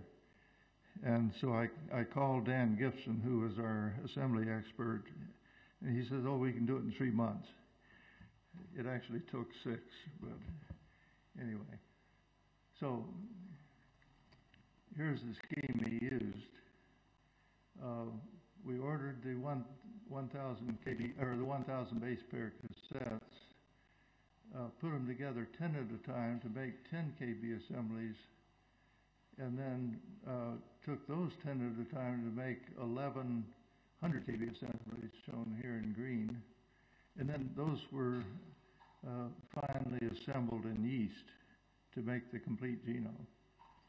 And we also designed into our synthetic genome 4 different watermark sequences that contain some quotations and our names. We put in some unique restriction sites that would allow us to analyze our synthetic product, and there were also a number of minor mutational changes that we planned into it. So I'm going to skip over this. That shows the content of the watermarks. So we were able to, we synthesized the thing and it was alive. We transplanted it and we got transplant colonies. All of the watermarks were present, the restriction sites were present. We sequenced the entire thing and it had exactly the sequence that we planned. except for a few minor changes, which kind of popped in by accident. It grows at the same rate as the wild-type cells, about 60 minutes at 37 degrees. The cells had the same appearance, the colonies had the same appearance as wild-type, and in the microscope they looked the same. 2D electrophoresis of the proteins was essentially identical to wild-type. The sequence was what we expected, except for some changes here. An insertion sequence jumped into one of the 10 kb pieces as we were propagating it in coli. We also got an accidental 85 base insertion at one of the junctions and a few SNPs, but it was functional. It grows. So, in summary, then, we can synthesize the whole mycoides genome, clone it in yeast, retrieve it as an intact DNA, and then bring it to life by transplantation. So this sets the stage for what we've been trying to do for 15 years, namely to design and build a minimal genome and make a cell controlled by that genome. We're proceeding in two ways. One is top-down, and that's the one I prefer because it's certain you will definitely get a minimal cell that way. The other is the one that Craig favors. He calls it the Hail Mary genome. He says, make a guess and just synthesize it. So it's very good practice for our synthetic ability, so we're going to do it. And we might just get lucky. So we're starting with our synthetic genome. One of the first things we did was to make a global transposon mutagenesis, and there was about 3,000 insertions here. And you can see right away that there are a number of sets of genes that are multiply hit here, and so on. You can look around. And then there are other regions that are totally open. This is the ribosomal protein cluster, for example. So it looked like a good strategy would be to pick large clusters where every gene is multiply hit. It's likely that that is a bunch of genes that is not crucial in the laboratory environment. So we identified 35 clusters, which are shown in blue, and we've already begun removing some of these. Here's one that's 71 kilobases that we removed, and then these green ones, yellow ones, and then IS elements and restriction genes. So we have this kind of a scheme. It's an iterative process. The wild type is 1.089 megabases. Our synthetic genome is slightly smaller, and then we've removed the restriction genes, and that drops it down by 17 kb, and then we removed 6 IS elements, so we're down to here. We removed also the ICE element, integrative conjugational element, 44 genes, 71 kb, so we're down to 980, and we're in the process of removing 7 clusters containing 84 genes. It would get us down to 855. I'm expecting that our target size would be around 400 or so. All right, so we decided to use the TN5 transposome method. This is a commercial kit. And we designed a transposon sequence that contains a here's the Shine-Delgarno, the ATG start of a pure myosin resistance gene, and then the TAA. The green is, these are sequencing primer sites, and this is the 19 base pair sequence that the TN5 transposase binds to, and you can just buy the protein, add it to the DNA, it binds stoichiometrically to the ends, and then you just electroporate that into the cells, and it jumps in, and it never moves once it's in there because it's not active in transposition. So you get very stable knockouts. And we did our first global mutagenesis with this transposome. Got almost 11,000 unique insertions, and we hit 754 genes, 160 were not hit. So that immediately tells you that there's some redundancy in the genome. And that's good because we want to get rid of that stuff. So, I mean, here, for example, is up here, this yellow is the ribosomal RNA locus, which is present twice in the cell. And it's hit, it's painted black almost here. You can see the insertions down below it there and here. So obviously, you only need one of those. And we showed actually that you can remove either one and have a perfectly viable cell. Obviously, you can't remove both of them. We don't have to do that experiment. But, so this defines much better the potential clusters for removal. So how do we go faster? We use our new data to pick out larger multi-gene clusters. And one idea that we've had is to, if you have 3 large clusters here in a row, except they're interrupted by essential genes, you can just remove this whole bunch, but then you put these 2 back in. So you can remove quite a large section as long as you put in the 1 or 2 or 3 essential genes back into the place, into the site there. And another way to speed it up, of course, is the making our best guess as to what to leave out and simply synthesize a minimal genome.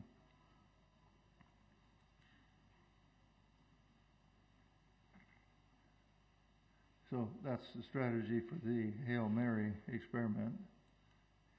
And we've already begun planning on what we should leave in and what we should remove. This is a map based on the TN5 data of all of the regions or individual genes that we think we could leave out. Here are the ones that we think we should keep. And if you superimpose the 2, you get the whole genome. So, so if you look here, you can see that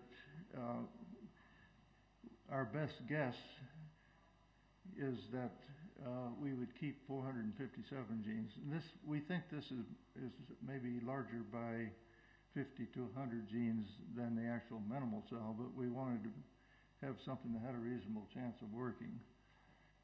The number we're deleting is 455. So we would reduce the 1.1 megabase original genome down to about a half a megabase, with the potential of going, if it works, of going a little bit further than that. And we've assembled quite a large team over the years. Some of these people are still with us and some have left.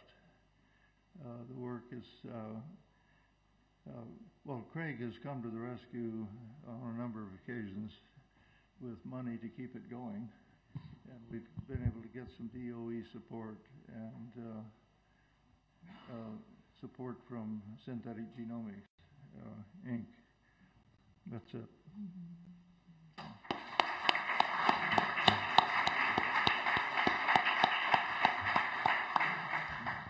Well, thank you, Ham, for reporting on this interesting approach and the progress you made. It's a lot of intelligent thinking, not intelligent design, and yeah, success. Maybe I can come back to the same audience in a couple of years with the answer. We count for you, yes. Are there questions?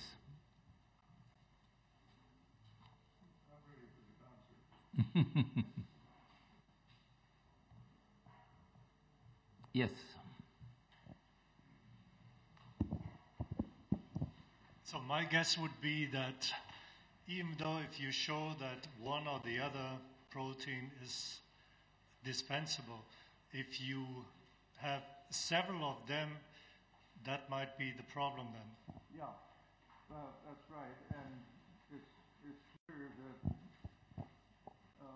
there would be many different minimal. Microphone. It's clear that with that reasoning, there would be a number of different minimal genomes, depending on which redundant gene we pick out of a set of 2 or 3 with the same function.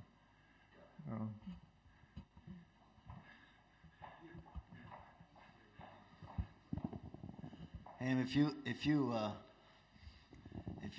wrapped a membrane, a semi-permeable membrane around a genome, what do you think you'd have to put in it to make it run? Well, you need some way to transcribe it. Yeah, to transcribe. So you might not have to add too much more than just the transcribe and translation equipment. There are in vitro systems that do that. Yeah. If you had some way of that would be pretty interesting to read everything on. That'd be great if we could do that. Yes, please. I noticed you were going to keep some hypothetical proteins and toss out some others. Was that based on the transposon experiment or some other consideration based on the potential function of those hypothetical proteins? I didn't quite catch the question. Oh, there was the list of things you were going to keep and not keep. Yeah, how did we arrive at the list? Well, there were hypothetical proteins on the list. Yeah. And so were they all based on the transposon experiment, or was there another? Yeah, our major determinant is transposon. Of course, there's a literature that has a lot of information about mutation of individual genes. And then we referred to Eugene Koonin's list of 256 to make sure we weren't violating the ones that he had picked. So I think the chances that we made a good guess is probably 0, but we're going to try it anyway. So. Yes, please. In some viruses, there are some gigantic genome viruses, like Mimi viruses, so which are larger than some particular bacterial genome. So do you think that in this case, majority of genes in those gigantic viruses can be eliminated to get the minimum virus genome? I didn't. Minimal viral. Gigantic viruses. You take a very large viral genome and also eliminate by mutagenesis some of the genes. Yeah. You think that would also work? The virus? Yeah. Just. Well, there are some large viruses that probably have extra genes in them, but I'm sure if you took T7, you couldn't remove too much. So this has worked already, if I may. Simply by cultivating mimivirus in amoeba, Didier Raoult and colleagues easily eliminated about 250 kb out of that genome. That's not the limit for sure. So minimal virus, absolutely. Well, of course, minimal virus is not the same as a minimal cell, because the virus needs a host cell and takes a lot from the host cell. So, but it's interesting also. I mean, it's an interesting question. Yeah. I mean, I want to work with something alive. Yeah. Mm-hmm. Well, since this is a meeting on evolution, I'm aware that NASA, Space Agency, when they go to extraterrestrial planets to see whether there is life there, they employ, in fact, intend to employ two criteria. One is something which can multiply, make more of itself, and second, can also undergo evolution. So, if the question is, if you're in your minimal cell, you actually select for be able to reproduce, yeah, we can but go in reverse, you have to check forward. afterwards whether it can still evolve. Yeah, but if we get to a minimal cell, it's likely we would want to try adding some things back by intelligent design. Okay. Well, if the NASA project were to find a cockroach in this extraterrestrial, would that be evolution or not? It's not evolving in the last 500 million years or more or less. Yeah. I think I'm going to send Eugene our list of genes to have him comment on it. Okay. Well, thank you. Now, it's not finished yet. I think I open a discussion for this session of 3 talks, and then I would like to spend just some time, not many hours, for a general discussion on the last 3 days. So, are there questions for the session which has just in front, finished now, the 3 talks? We already had some questions to it. Yes, please. I have a question for Marc. Now, I generally don't have a problem with modified plants by adding a gene or 2. The problem I would have is if you introduce a gene to make the plant resistant against a certain chemical, which kills all the other plants around and leaves the crop plant intact. So that is the problem I have. I'd like to hear your opinion on it. That is what the first that has been done by Monsanto with glyphosate.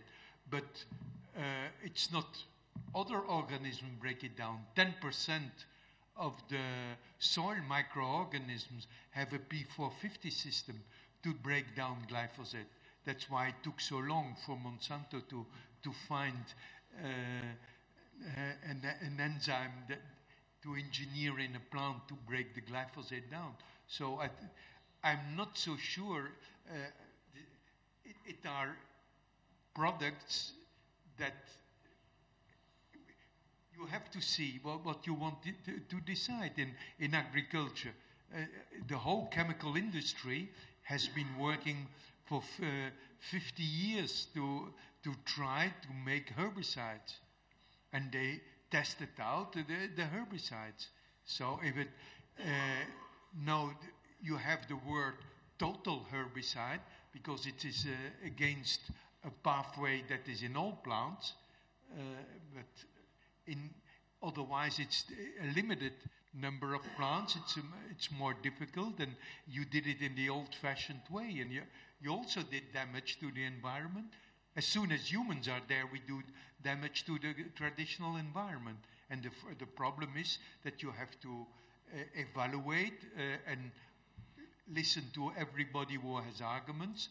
What do we consider as damage that is acceptable or not? But you can not say that by principle you cannot. if you see that the people in Africa, to have some yield, the women are weeding the whole month. And now they say that with this system, they only have to work one day instead of a whole month on that, and they can do other things. So that's then systems that you have to negotiate on agricultural practices. Everything is, but saying that it is particularly dangerous if you see that anyway this chemical is immediately disappearing, well, after 2 weeks, because the soil microorganism broke it down. I think we have there some security. Other questions to this session?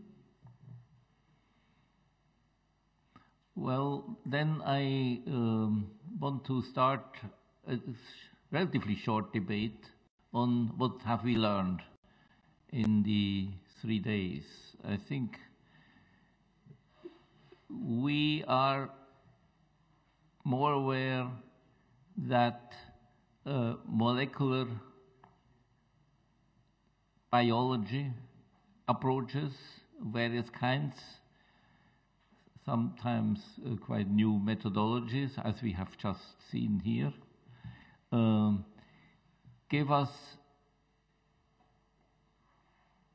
kind of good, well scientifically based insights into the process of biological evolution in microorganisms, in higher organisms, diploids, plants and animal kingdoms, including ourselves.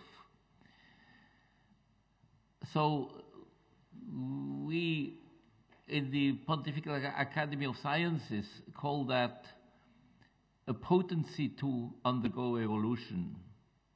So in the environment, I wouldn't say in the Vatican itself, but in the environment of the Vatican, the fact of evolution is fully accepted, and they are interested to see that there are mechanisms.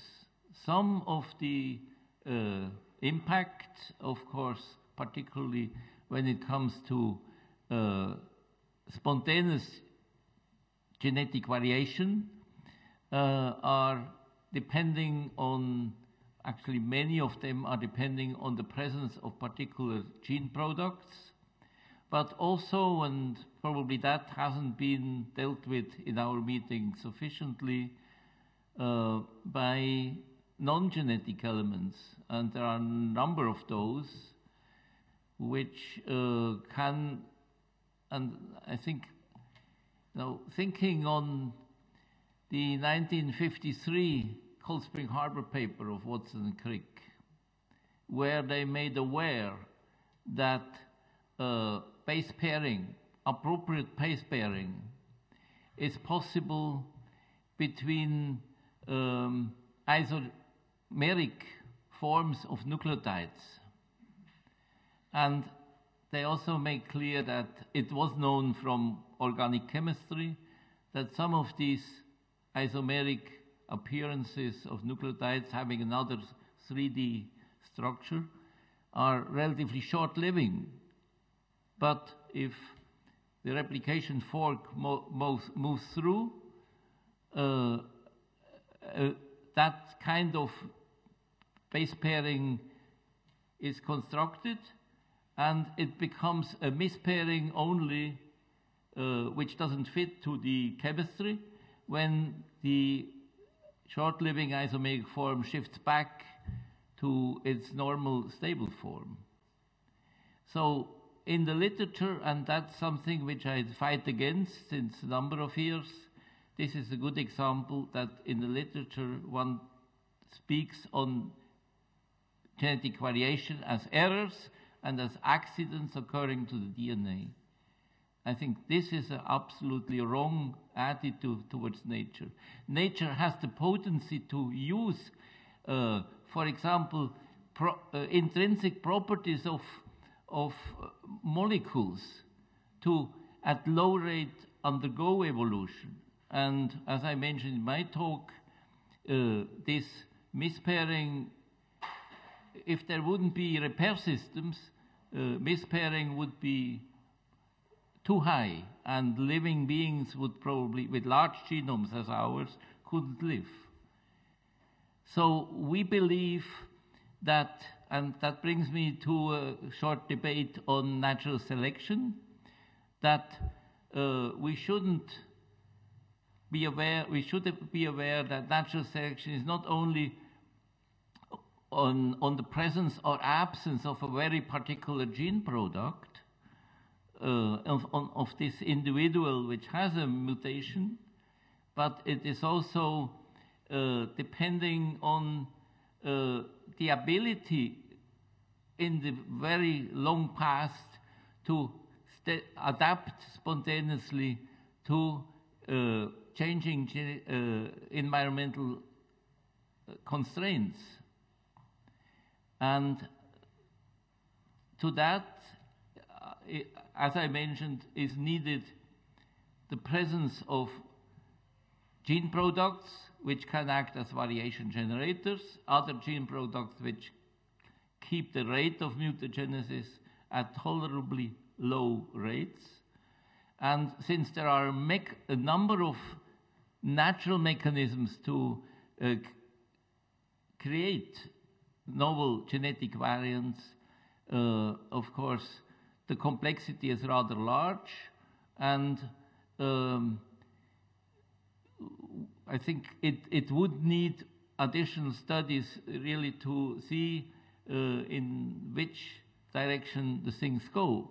And from examples which I have seen in my own work, I do know that nature is very inventive and can actually reach the same goals for the potency of evolution by various ways to do so. And I did already mention that, I think on the first day, that we have to be careful to extrapolate from one particular system that this would be the general way to do it. There are a lot of different possibilities which we may find in the richness of nature.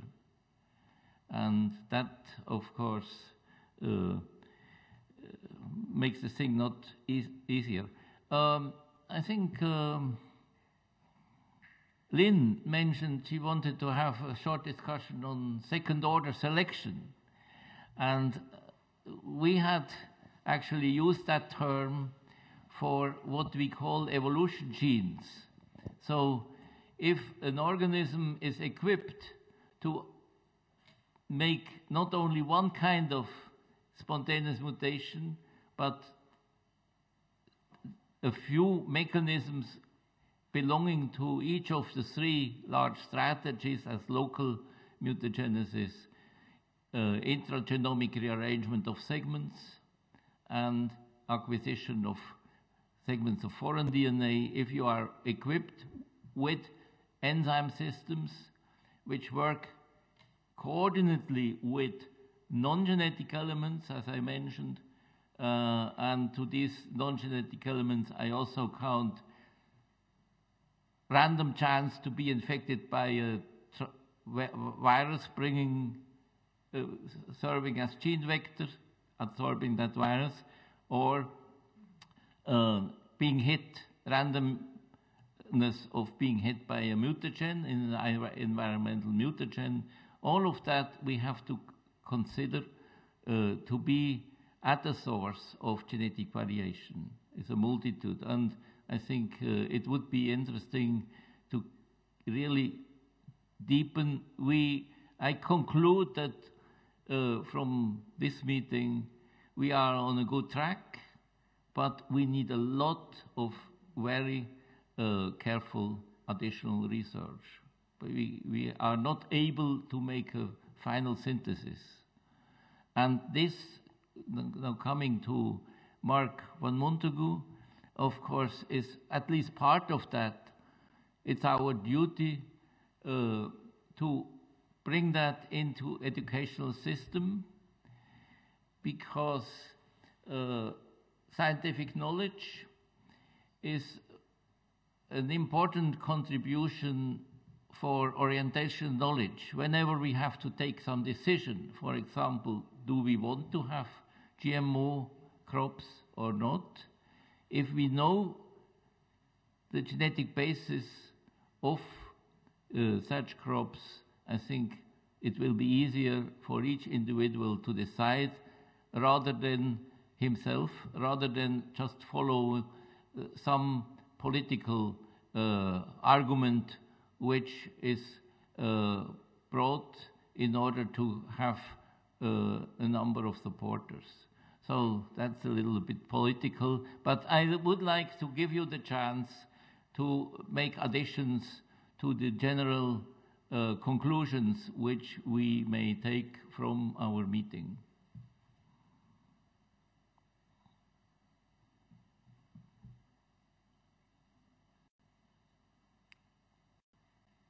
Purely science rather than political, perhaps. Yes, behind there.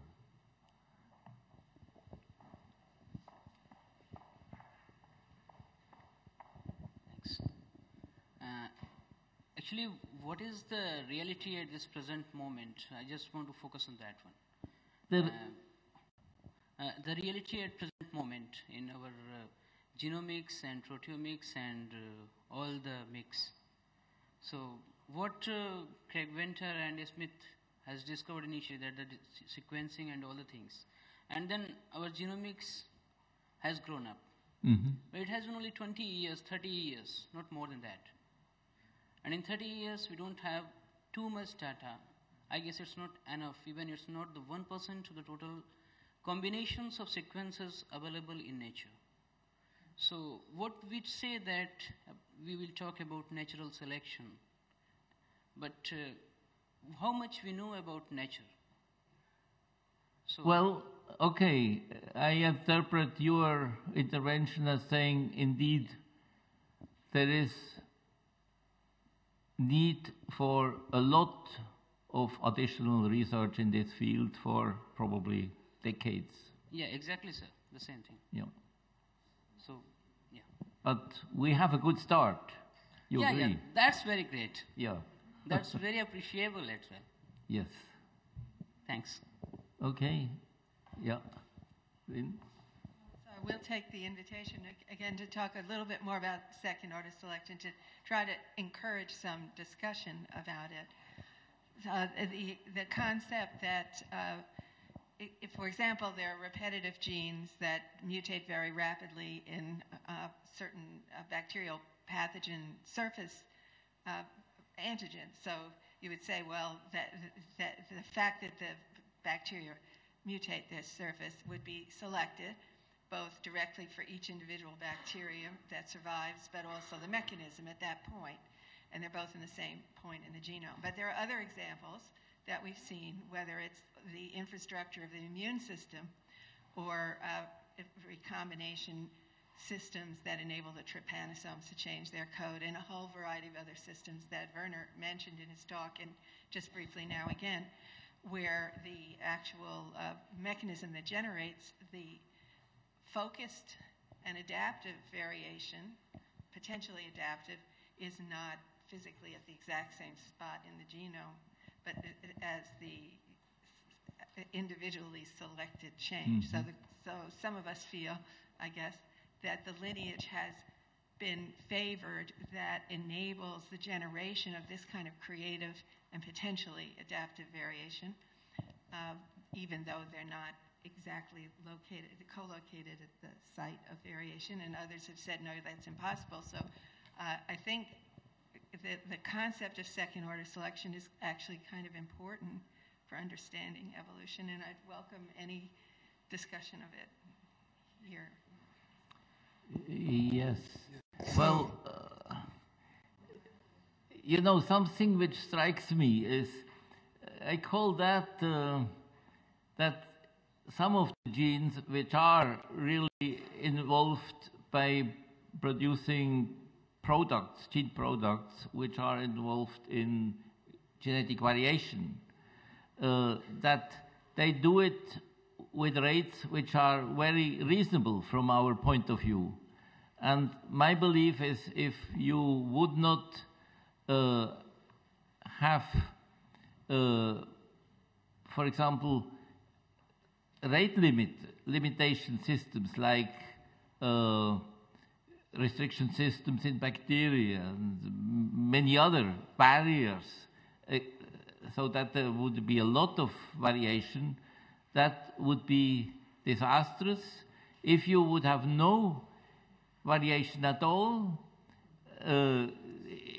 these genes would not be able to act or not present, then you wouldn't undergo evolution and we wouldn't be here as human beings.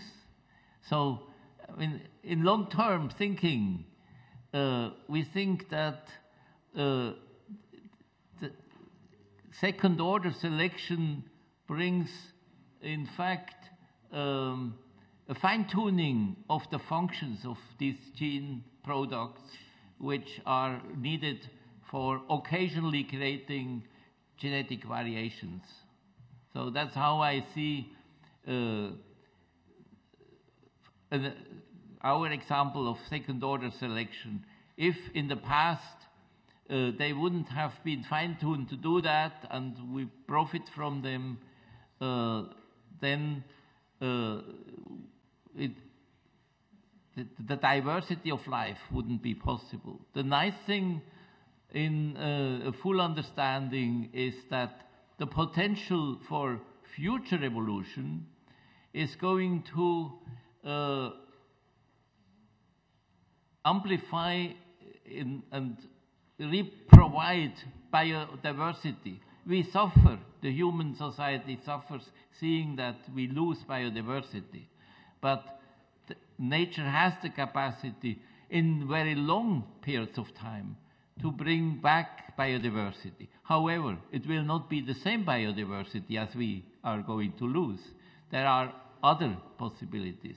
As long as there are habitats on the planet, and we also know that, of course, the habitats in the course of long periods of time change drastically sometimes. So evolution helps, and this is for me a big hope that probably not the human beings, but at least living organisms will survive as long as possible on this space here in the universum. So, Giorgio, we need to finish? I think yes. Okay. I think we are almost at the end, not quite. Maybe we have a break of 5 minutes, the time for Marc and his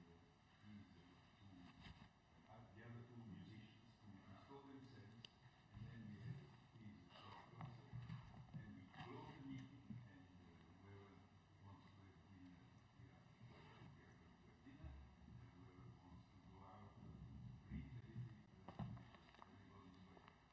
So let's now